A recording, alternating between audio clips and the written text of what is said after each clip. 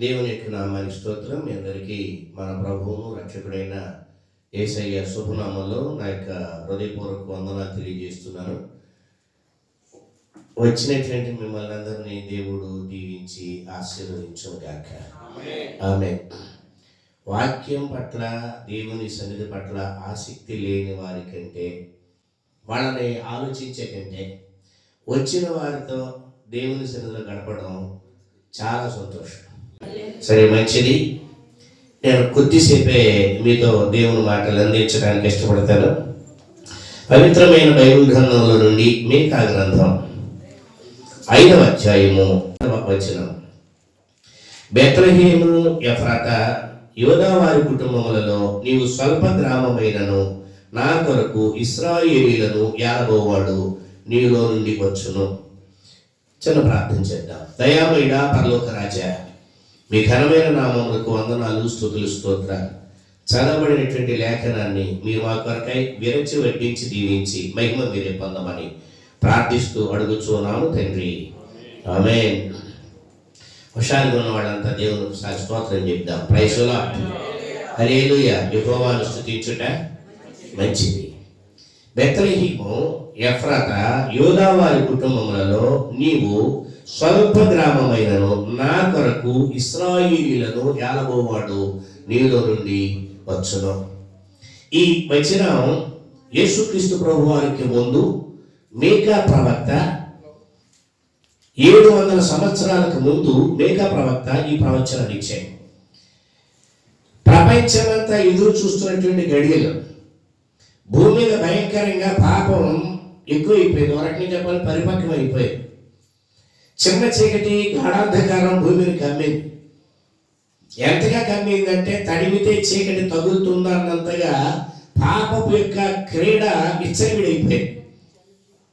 నోవహు జలప్రళయానికి ముందు నరుల చెడుతనం భూమి మీద గొప్పదని, వారి హృదయంలో తలంపు కేవలం ఎల్లప్పుడూ చెడ్డదని యెహోవా చూచి హృదయంలో సంతాపడ్డాడు. అయితే అప్పుడు అన్నాడు, ప్రపంచాన్ని అంతటిని పాపాన్ని బట్టి పాడు చేయను అని ఒక నిత్య నిబంధన చేశాడు. ఆ నిబంధన ప్రకారం దేవుడే శరీరధారి లోకానికి వచ్చి మనుషులకి పాపములు క్షమించడానికి లోకానికి మెస్సయ్యగా రావాలి, పంపబడాలి. ఆయన ఈ లోకానికి రావడానికి ముందు అనేక మంది ప్రవక్తల ద్వారా ప్రవచనాలు ఇవ్వబడ్డాయి. ఆ ప్రవచనాలు లిఖించబడి లేఖనాలుగా గ్రంథస్థం చేయబడ్డాయి. కాబట్టి ప్రవక్త అయినటువంటి మీకా ఇచ్చేటువంటి ప్రవచనం రాబోయేటువంటి దేవుడు మెస్సయ్య ఎక్కడ, ఏ రీతిగా వస్తారు, ఎక్కడికి వస్తారు అనే విషయం చెప్తున్నాడు. అదే యోదయ దేశము బెత్లెహేములో. బెత్లెహేము దావీదు పట్టణం, దావీదు యొక్క నగరం. దావీదు బెత్లెహేము అనే పేరుకి అర్థం ఏమిటంటే రొట్టెల గృహము అని అర్థం. బెత్లెహేము అనగా రొట్టెల గృహం.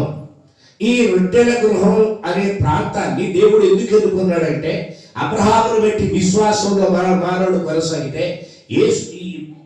దావీదును బట్టి అధికారం, దావీదు రాజ్యాధికారం దేవుడు దావీదుని జ్ఞాపకం చేసుకున్నాడు. ఎట్లాగంటే ఈ భూమి మీద సూర్య చంద్రుల యొక్క వెలుగు పడుతున్నంత కాలం, భూమి మీద ఈ భూమి ఉన్నంత కాలం నీ యొక్క రాజ్యం మీద, ఈ యొక్క రాజ్యములో నీ సంతతిలో నుండి ఒకడు సింహాసనం మీద ఉంటాడు అని.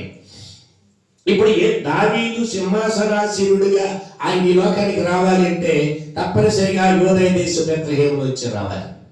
బెత్లెహేము అంటే రొట్టెల గృహం, ఎఫ్రాతా అంటే ఫలింపు అని అర్థం. మీరు జాగ్రత్తగా కలిస్తే మనం సంస్కార ఆరాధనలో కనుక వెళితే రొట్టె ఉంటుంది, అట్లాగే ఫలించేటువంటి ద్రాక్ష వల్లి చేత, ద్రాక్ష చేత తీయబడినటువంటి ద్రాక్షరసం కూడా మనకు ఉంటుంది. అంటే యేసుక్రీస్తు ప్రభు వారు యోదయ దేశ బెత్లెహేము ప్లస్ ఎఫ్రాతాలో జన్మించటము అది దేనికి సాదృశ్యంగా, సంకేతంగా మనకు కనిపిస్తుందంటే యేసుక్రీస్తు ప్రభువు రొట్టెగాను, తరువాత ఆయన ద్రాక్షరసముగా ఈ లోకానికి రాబోతున్నాడు అని. స్తోత్రం చెప్పండి ఒకసారి. Praise the Lord. హల్లెలూయా. కాబట్టి ప్రియమైనటువంటి దేవుని బిడ్డలారా, యేసుక్రీస్తు ప్రభు ఈ లోకానికి ఎక్కడ పుడతారు అనేది ముందుగా ఇవ్వబడిన ప్రవచనం. ఎక్కడ పుడతారని. అందుకని జ్ఞానులు వెతుక్కుంటూ వచ్చారు, నక్షత్రాలు చూచి వచ్చారు. కానీ జ్ఞానులే కానీ ఒకే ఒక స్టెప్ ఏంటంటే అజ్ఞానపు స్టెప్ వేశారు. అదేమిటంటే రాజు ఇంట్లో పుడతాడు కనుక మరి ఇప్పుడు ఎక్కడికి వెళ్ళాలి, ఏ రోజు రాజు ఇంటికి వెళ్ళాలి అనుకున్నారు. జ్ఞానులే ఏ స్టెప్ వేశారు, అజ్ఞానపు స్టెప్ వేశారు. ఆ కారణం చేత ఎంతమంది 2 సంవత్సరాలు ఉండనటువంటి అనేక మంది పిల్లలు వధించబడడానికి కారణమైంది. అజ్ఞానంగా వ్యవహరిస్తే దానివల్ల ఇబ్బంది ఏం కలగదు. కానీ ఒక జ్ఞాని అజ్ఞానంగా వ్యవహరిస్తే చాలా భయంకరమైన పరిస్థితులు ఎదురవుతాయి. ప్రియమైనటువంటి దేవుని బిడ్డలారా, ఇక్కడ నేను చెప్పేది ఏంటంటే, వాడు ఏ రోజు ఇంటికి వెళ్ళి అంటున్నారో యూదుల రాజుగా పుట్టినవాడు ఎక్కడా అని అడిగారు. అడిగితే ఆయన ఏం చేశాడు? ప్రవక్తలు పిలిచాడు, అట్లాగే శాస్త్రులు పిలిచాడు. ఆయన ఎక్కడ పుడతాడు అని రీసెర్చ్ చేశారు, పరిశీలన చేస్తే వాళ్ళు అన్నారు యోదయ దేశపు బెత్లెహేములోనే అన్నారు. స్తోత్రం చెప్పాడు. Praise the Lord. అంటే ప్రవక్త అయినటువంటి మేఘా ఇచ్చినటువంటి ప్రవచనాన్ని వారు ఏం చేశారు? ఒకసారి స్టడీ చేసి యోదయ దేశపు బెత్లెహేములోనే యేసుక్రీస్తు ప్రభువారు పుడతారు అని చెప్పారు. ఫిలిప్పు నతనయేలుని మేము ఒక మంచి విషయాన్ని కనుగొన్నా, ఆయన మెస్సయ్య, మేము వెంబడిస్తున్నాం, నీవు కూడా వెంబడించడానికి రా అని పిలిచారు. అప్పుడు నతనయేలు అంటాడు ఏమనంటే, ఆయన ఎక్కడ వాడు? గలిలయ వాడు అని పేరు పడిపోయింది. గలిలయ నుంచి ఏదైనా మంచిది రాగలదా అన్నాడు. అంటే ఎక్కడి నుంచి రావాలి ఆయన ఉద్దేశం? యోదయ దేశం బెత్లెహేములో నుంచి రావాలి. ఎక్కడి నుంచి రావాలంట? బెత్లెహేములో నుండి రావాలి. మరి ఎందుకు ఈ విషయం అక్కడ మరుగు చేయబడిందంటే, యేసుక్రీస్తు ప్రభువును ప్రజలు గుర్తుపట్టకూడదు. అందుకని ఆయన ఎక్కడ పెరిగాడంటే నజరేతులో పెరిగాడు. Praise the Lord. కాబట్టి ప్రియమైనటువంటి దేవుని బిడ్డలారా, యేసుక్రీస్తు ప్రభు వారి గురించి ముందే ఇవ్వబడిన ప్రవచనం ఇక నెరవేర్పే క్రిస్మస్. స్తోత్రం చెప్పండి. Praise the Lord. మొదటి ఆయన ఎక్కడికి వస్తారని చెప్పారో అక్కడికే వచ్చారు. అది లేఖనపు యొక్క నెరవేర్పు. రెండో విషయం ఏంటంటే, అక్కడే రాయబడిన పదం ఏంటో తెలుసా?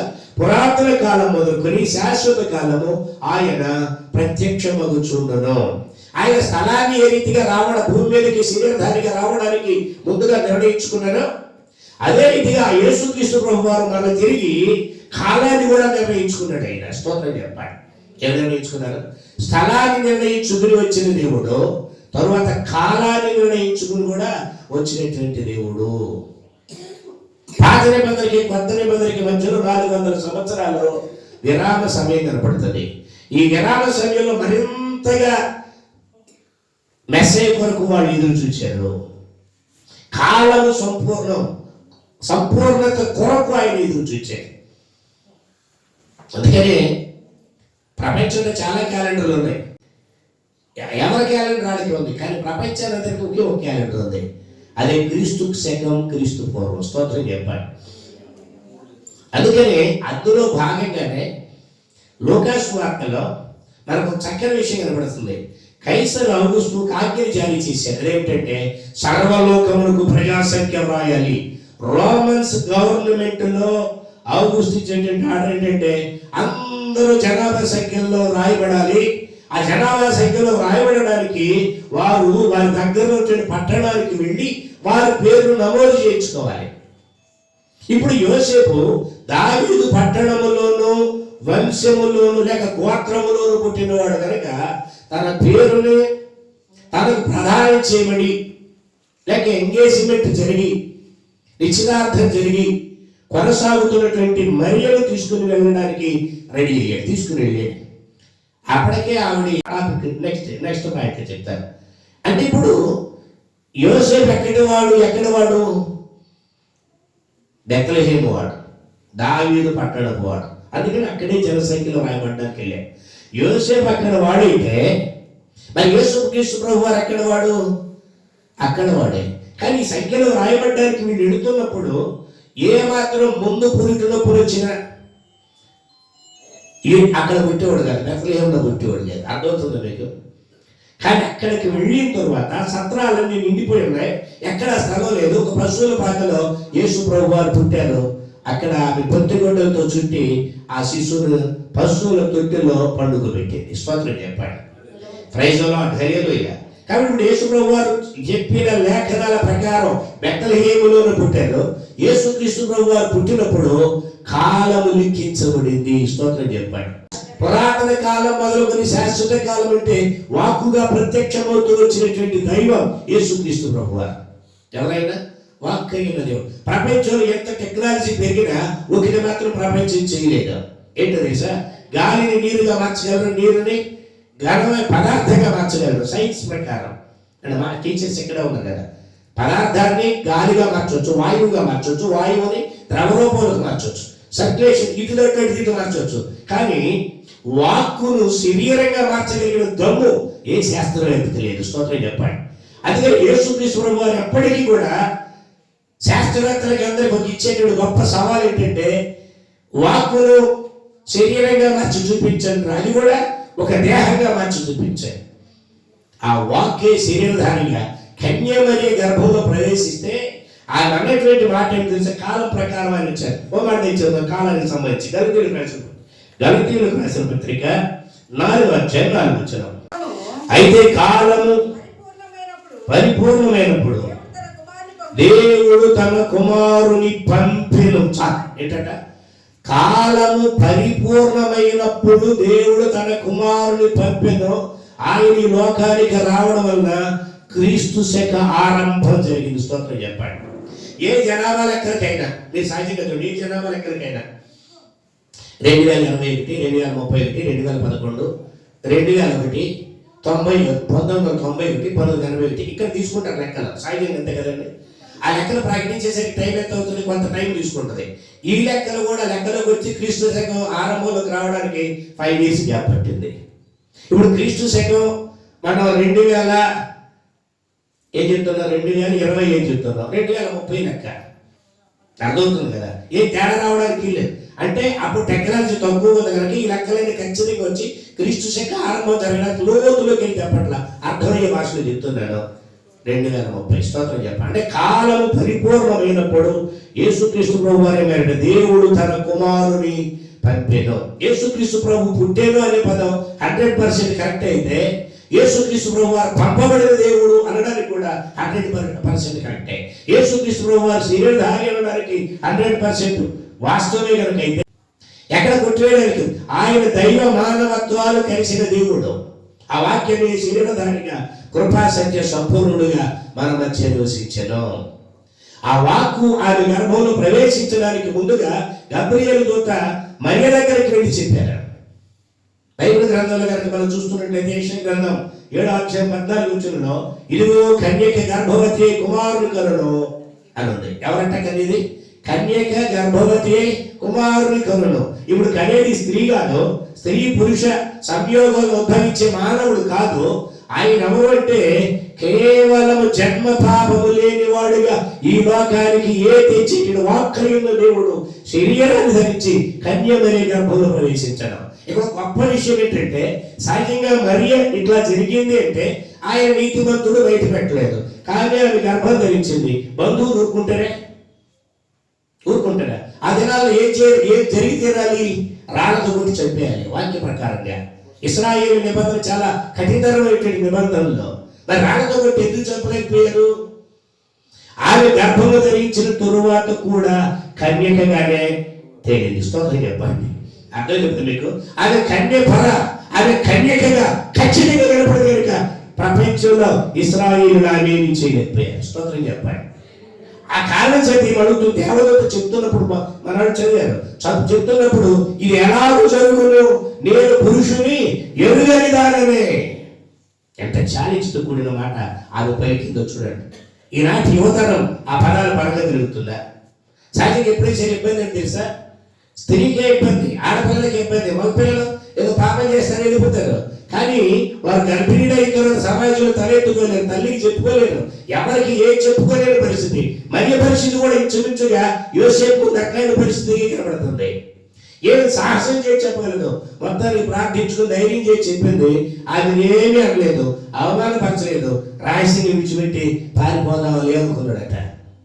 ఎంత మంచి మహానుభావుడు అండి ఆయన. స్తోత్రం చెప్పండి. తర్వాత ఆడవాళ్ళు బంధువులు ఊరుకుంటారే.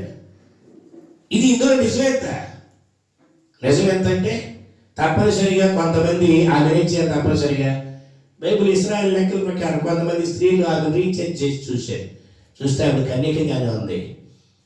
ఎట్లా జరుగుతుంది? ఆమె అన్న పదమే వాళ్ళగా చేరైపోయింది. పుట్టబోవు శిశువు ఎలాంటి వాడు అవుతాడు? స్తోత్రం చెప్పండి.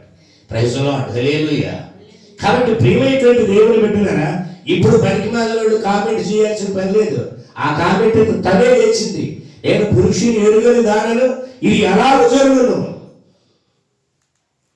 ప్రియమైనటువంటి దేవుని బిడ్డలారా, అప్పుడు ఆవిడ చెప్తుంది, ఇదంతా కూడా పరిశుద్ధాత్మ నిన్ను కమ్ముకుంటుంది, ఇదంతా దేవుని వల్ల జరిగేటువంటి కార్యం.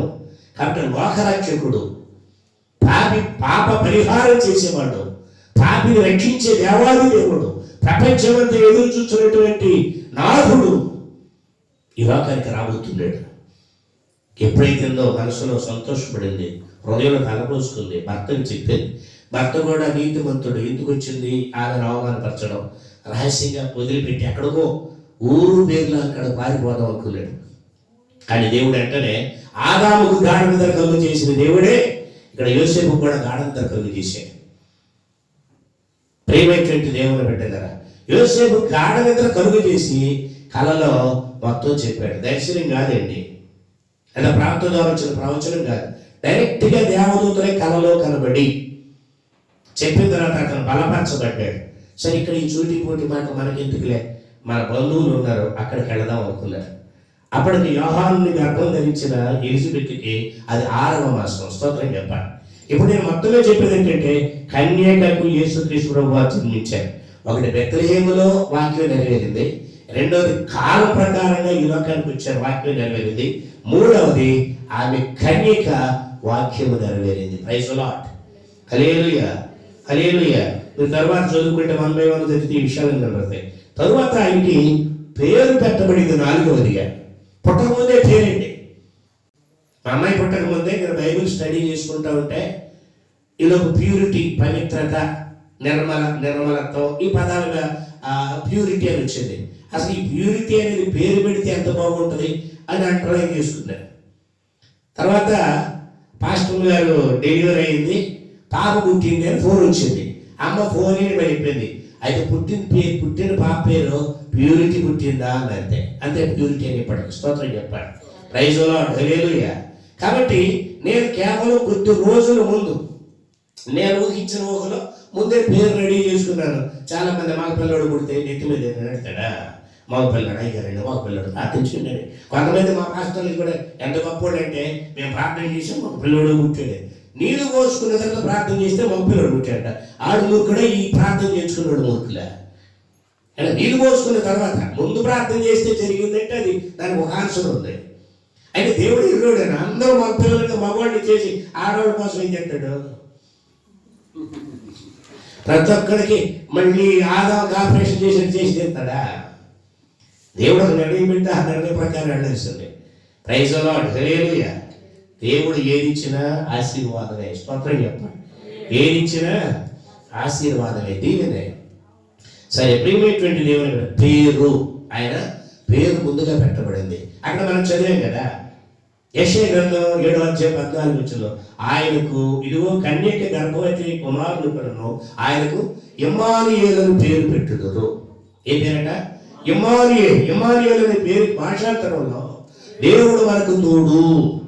ఇప్పటివరకు దేవుని తోడు లేక సాతాను యొక్క అరాచకాలు విచ్చలవిడైపోయి పాపం పరిపక్వమై దోపిడీ పరిస్థితి వస్తాయి. మతంలో కూడా దోపిడీ పెరిగిపోయింది, మతంలో కూడా వ్యాపార సరళి ఎక్కువైపోయింది, దేవుడి పేరు మీద దగ ఎక్కువైపోయింది, దేవుడి పేరు మీద వాటిని ఏమంటారండి లాటరీ స్కీమ్స్ ఎక్కువైపోయినాయి. స్కీమ్స్, దేవుడు స్కీములకు ఇష్టపడ్డారు.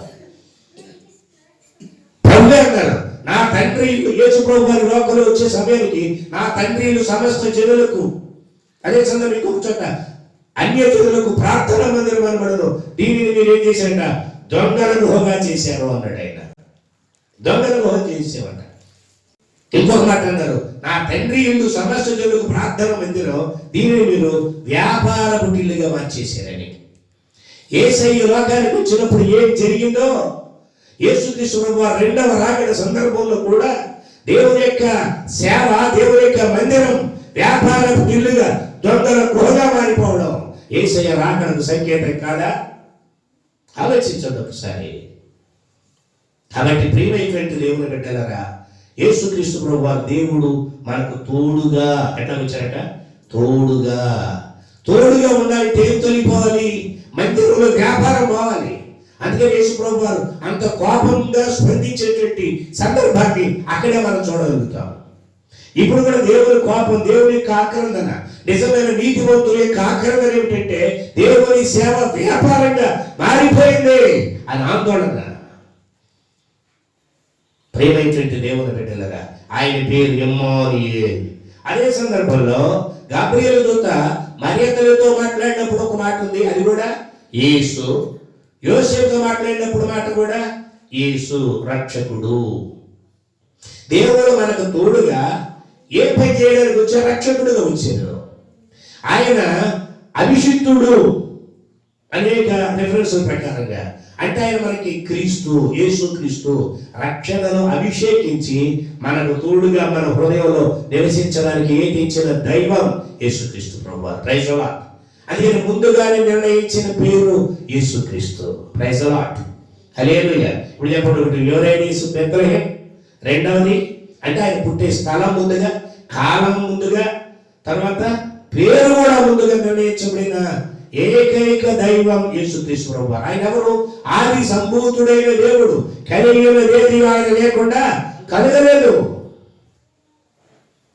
3 విషయాలు ఇప్పుడు కూడా మనం గుర్తుపెట్టుకోవచ్చు. 4వ విషయం ఒకటి చెప్తాను మీకు. యోబు గ్రంథం 14వ అధ్యాయం 4వ వచనంలో పాప సహితుడు నుండి పాపరహితుడు పుట్టగలిగిన ఎంత మేలు. పాప సహితులలో నుండి ఎవరు పుట్టాలట? పాపరహితుడు రావాలి. యేసుక్రీస్తు ప్రభువారు కన్య మరియ గర్భం ద్వారా ఈ లోకానికి రావడం, పాప సహితమైన ఈ లోకంలో పాప సహితమైన మానవాళిలోనికి పాపరహితుడుగా ఈ లోకానికి వచ్చాడు. స్తోత్రం చెప్పండి. నాలో పాపం ఉన్నదని మీరు ఎవరైనా రుజువు చేయగారా? ఆయన మీద నేరస్తుడని నేరం మోపడానికి ఎన్నో ప్రయత్నాలు చేశారు ప్రధాన యాజకులు. ఒకదానికొకటి సంబంధం లేకుండా అయిపోయింది. పిలాతు భార్య కబురు పెట్టింది ఏమనంటే, రాత్రి నీతిమంతుడైన యేసుక్రీస్తు విషయంలో నేను చాలా వ్యాకులు పడ్డాను, ఆయన విషయంలో జాగ్రత్త సుమా అనంతే. అంటే పిలాతు భార్య ఏం చెప్పింది? నీతిమంతుడని చెప్పింది. యేసుక్రీస్తు ప్రభువారిని శిలువకు అప్పగించి ముద్దు పెట్టుకున్నటువంటి ఇస్కరియోతు యోధ నీతిమంతుల విషయంలో నేను అపరాధిని, ఆయన రక్త విషయంలోని వెళ్ళిపోయి మురి పెట్టుకున్నాడు. ఇట్లా సాక్ష్యాలు ఎన్నో. యేసు ప్రభువారు అన్నారు, నాలో పాపములని మీరు ఎవరైనా రుజువు చేయగలరా? పాపరహితుడైన దేవుడు, ప్రపంచం మొత్తానికి పాపరహితుడు ఒక యేసుక్రీస్తు ప్రభువు మాత్రమే. ఆయన నీతిమంతుడు. నీతిమంతుడైన ఆయన రక్తము ప్రతి పాపముని కడిగి మనల్ని ఏం చేస్తుందట? పవిత్రులుగా చేస్తుంది. పవిత్రులుగా చేస్తుంది. పవిత్రులుగా చేస్తుంది. Praise the Lord. హల్లెలూయా. కాబట్టి ఆయన పాపరహితుడు. ముందుగానే ఇవ్వబడేటువంటి ప్రవచనాల ప్రకారంగా యేసుక్రీస్తు ప్రభువారు పాపరహితుడు. ఇప్పుడైనా ఎన్ని విషయాలు తెలుసుకున్నాం? 4 విషయాలు తెలుసుకున్నాం. 5వ విషయం, మీరు యోహాను సువార్త చదివారు కదా, చదివినప్పుడు అక్కడ ఆది యందు వాక్యం ఉండెను, వాక్యము దేవుని యొద్ద ఉండెను, వాక్యము దేవుడే ఉండెను. చెప్పండి, ఆ వాక్యము కాదు, చదవాలి, వెలుగై ఉండెను. స్తోత్రం చెప్పండి. ఆ వాక్యం ఏమై ఉండేనట? వెలుగు. అంటే యేసుక్రీస్తు ప్రభువారు వాక్యే కాకుండా వెలుగు కూడాను. అర్థమవుతుంది? యేసు ప్రభువారు ఎవరండి? వెలుగు. వెలుగు. ఆయన ఎట్లాంటి వెలుగు? బైబిల్ గ్రంథం చెప్తున్నటువంటి మాటలు జీవపు వెలుగు, గొప్ప వెలుగు. ఏ వెలుగైనా జీవపు వెలుగు, గొప్ప వెలుగు. జీవ వెలుగు అంటే ఎప్పటికీ ఆ వెలుగు సూర్యుని వెలుగైనా తరుగుతుంది, కానీ యేసుక్రీస్తు ప్రభు వెలుగు తరగదు. ఈ వెలుగు చీకటి కలిగిన హృదయాల్లో ప్రకాశిస్తుంది, కానీ చీకటి దాన్ని గ్రహించడం లేదు. చీకటిలో ఉన్న మానవుడు, పాపాన్ని ప్రేమించే మానవుడు, పాపాన్ని ఇష్టపడే మానవుడు, పాపాన్ని చురుకునే మనిషికి వెలుగుతో కూడిన దేవుని సన్నిధి ఇష్టం లేదు. ఆయన వెలుగు. యేసు ప్రభువారు నీ జీవితంలో ఉన్నటువంటి చీకటి క్రియలన్నిటినీ తొలగించి వెలుగుమయ హృదయం చేయడానికి ఆయన ఇష్టపడుతున్నాడు. చీకటిలో ఉన్నవాడికి ఏమీ కనపడదండి, వాడు ఎక్కడికి వెళ్తాడో తెలియదు. ఇప్పుడు గుడ్డివాడైనా చూపు కలిగిన వాడైనా చీకటిలో ఒకటే కదా. చీకటిలో గుడ్డివాడైనా కళ్ళు ఉన్నవాడైనా ఒకటే, ఉపయోగం లేదు. ఒక ఆయన ఏమన్నాడు, ఒక గుడ్డి ఆయన వాక్యం చెప్తూ ఏమన్నాడంటే, నేను మీ అందరికంటే చూడలేకపోతున్నాను, చాలా బాధపడుతున్నాను. నాకైతే మీరందరూ గొప్పోళ్ళు అన్నాడు. రెండవది, మీ అందరికంటే నేనెందుకు గొప్పోళ్ళు అంటే నేను మీకులాగే సినిమాలు కానీ సీరియల్స్ కానీ చెత్త కానీ చూడలేను. అందుకని ఆ పాపం చూడని కన్నులు దేవుడు నాకు ఇచ్చాడు కనుక నేను గొప్పోళ్ళు మీకెట్టి అన్నాడు. స్తోత్రం చెప్పాడు. ప్రైజ్ ది లార్డ్, హల్లెలూయా. వాస్తవం కూడా అందులో చాలా వాస్తవికత కూడా ఉంది. కానీ కళ్ళుండి చూడలేని కబోతులు మనమైతే నేను ఇప్పుడు వాయుమడుకోమన్నాడు. మీరు కళ్ళుండి యేసు ప్రభువుని నమ్ముకోలేదు, నేను కళ్ళు లేకపోయినా యేసయ్యను చూశాను, యేసయ్య వెలుగులు ఉంచాను, ఆ వెలుగుతో కూడిన వాక్యాన్ని ఈ రోజున ప్రకటిస్తున్నాను, విన్న అనేకమైన హృదయాల్లోనికి వెలుగు ప్రకాశిస్తుంది అన్నాడు. Praise the Lord, hallelujah. కాబట్టి ప్రియమైనటువంటి దేవుని బిడ్డలారా, బైబిల్ గ్రంథంలో మత్తయి సువార్తలో జబూలూను, నఫ్తాలి, యోర్దాను నదీ తీర ప్రాంతాల వారందరూ యేసుక్రీస్తు ప్రభువును చూచిరి అని రాయకుండా భక్తుడు మత్తయ్య అంటే గొప్ప వెలుగును చూచిరి అన్నాడు. స్తోత్రం చెప్పాడు. ఆయన వెలుగైన దేవుడు, స్టార్ వెలుగు, క్యాండిల్ లైటింగ్ వెలుగు, అదే కదా. ప్రతి దాంట్లో వెలుగులతో ఎందుకు క్రిస్మస్ సందర్భంలో నింపబడటం అంటే ఈ యేసుక్రీస్తు ప్రభు వారు వెలుగు అనే సంకేతాన్ని ప్రజలిస్తున్నాం. కానీ అదే సందర్భంలో అన్ని వెలుగులు మామూలుగా నుండి నీ హృదయం చైతన్యం కనుక అయితే నీ జీవితానికి ప్రయోజనం ఏంటి? ఆలోచించండి ఒకసారి. కాబట్టి ప్రియమైనటువంటి దేవుని బిడ్డలారా, మనం వెలుగులోకి రావాలి, వెలుగులో నడుచుకోవాలి, పగటి వారంగా మనం బ్రతకాలి. Praise the Lord. అది మన జీవితాల్లో ప్రభు బిడ్డలమై ముందుకు సాగడానికి ప్రభు తన కృపా దీవులు మెండుక దయచేయగాక. ఆమేన్. ఆఖరిగా ఒక్కసారి నాకు చెప్పండి, యేసు ప్రభు వారు ఒకటి చెప్పిన స్థలం Bethlehem. Bethlehem Ephrathah. Bethlehem Ephrathah అంటే ఇప్పుడు ఏంటి? ఒకటి రొట్టె, రెండవది ఫలభరితం, రెండు కలిపి యేసుక్రీస్తు ప్రభు వారు చెప్పలే సంస్కార ఆరాధనలో, ఇది మీ కొరకు చిందించబడిన నా రక్తము, మన కొరకు నలగొట్టబడిన ఆయన దేహం. ఆ స్థలం ఖచ్చితంగా ఆయన తెలిపోయిందంటే. రెండవది, యేసుక్రీస్తు ప్రభు వారు కాలం పరిపూర్ణమైనప్పుడు కాలం నిర్ణయించుకుని ఈ లోకానికి వచ్చారు. టైం అంతే. ఆ టైం ఎంత ఎటు జరిగినా కుదరదు, ఖచ్చితంగా ఉండాలి. అప్పుడే జనసంఖ్య, అది మొదటి ప్రజల సంఖ్య. క్రీస్తు శక ఆరంభం అయ్యింది. ఆ తదుపరి ఆయన కన్యకగా జన్మిస్తానన్నారు, కన్యకగా జన్మించారు. పెద్ద ప్రశ్న ఏంటంటే, ప్రవక్త కన్యక గర్భవతి కుమారుడు కరుడు అని చెప్పినప్పుడు కామెంట్లు ఏంటి? యేసుకి ఆవిడ అవకాశం ఆవిడిగా దొరికింది. ఆవిడ నేను పురుషుని ఎరుగున దానినే ఇది ఎలా జరుగును అని ఆమె చెప్పింది. ఇప్పుడు అనవసరమైనది ఏంటి? సమస్తాన్ని సృష్టించిన దేవుడికి ఏది అసాధ్యం? అన్ని బట్టి నుంచి మనిషిని చేసిన దేవుడికి, ప్రక్కన ముఖంలో నుండి స్త్రీని చేసిన దేవుడికి ఏది అసాధ్యం? అన్నీ సాధ్యమే. కాబట్టి ప్రియమైనటువంటి దేవుడు ఆయన కన్యకకి జన్మిస్తానన్నారు, కన్యకకే జన్మించారు. ఆయన పేరు ముందుగా గణించబడింది, ఆ ప్రకారమే ఆయన పేరు పెట్టబడింది. ఆయన పాపరహితుడి ఈ లోకానికి వస్తారని గ్రంథం చెప్పింది. ఆయన పాపరహితుడిగా వచ్చాడు. తన ప్రజలను వారి పాపము నుండి ఆయనే విడిపించు దేవుడు. ఆయన వాక్కై ఉన్న దేవుడు, లేక వెలుగై ఉన్నటువంటి దేవుడు. ఆ వాక్యే వెలుగు. ఆ వెలుగే మన హృదయాల్లో ప్రకాశించడానికి ఇష్టపడుతుంది. మనం మన హృదయాలను ఆయనకి ఇవ్వాలి. వెలుగు ప్రసరిస్తే చీకటి పోతుంది. మనం తలుపులు ముగించుకుంటే చీకటి ఎప్పటికీ లోపల ఉంటుంది. అందుకని హృదయం అనే తలుపునంత నిలబడి ఆయన తడుతున్నాడు. మనం హృదయం తలుపులు తెలుసుదామా? ప్రార్థన చేసుకుందాం. సర్వశక్తి కలిగిన మా పరలోకపు తండ్రి, మీ ఘనమైన నామానికి వందనాలు, స్తుతులు. క్రిస్మస్ అనేక లేఖనాల, ప్రవక్తల యొక్క ప్రవచనాల, లిఖించబడిన లేఖనాల నెరవేర్పే క్రిస్మస్, ఈ సత్యాన్ని మీరు మాకు బోధిస్తూ వచ్చారు. మీరు చెప్పిన ప్రకారంగా ఈ లోకానికి యేసుక్రీస్తు ప్రభువా చెప్పిన స్థలానికి వచ్చారు, చెప్పిన కాలానికి వచ్చారు, కన్యకగా జన్మించారు, పాపరహితుడిగా జన్మించారు. వెలుగై ఉన్న దేవుడు మీ వెలుగు చేత ప్రపంచాన్ని ఆత్మ రక్షించుకొని మీ కొరకు ఒక వెలుగు రాజ్యాన్ని సమకూర్చుకుంటున్నారు. అందరూ పెట్టి వందనాలు. అయితే మేము ముందుకు సాగుటకు మీ వెలుగులో మేము నడుచుకోవడానికి, వెలుగు మహిమైన సూర్యుడు అక్కర్లేని మీరే ప్రభు దీపకాంతి అయినటువంటి నిత్యరాజ్యంలో అడుగు పెట్టే వరకు మా యొక్క జీవితం కొనసాగుటకు కృపను ప్రసాదించి దీవించమని ఇక్కడ స్థానికంగా మీ సేవలు జరిగిస్తున్నటువంటి దైవజనులు దేవతండ్రి రెవరెండ్ మీ మోషే గారిని దీవించండి.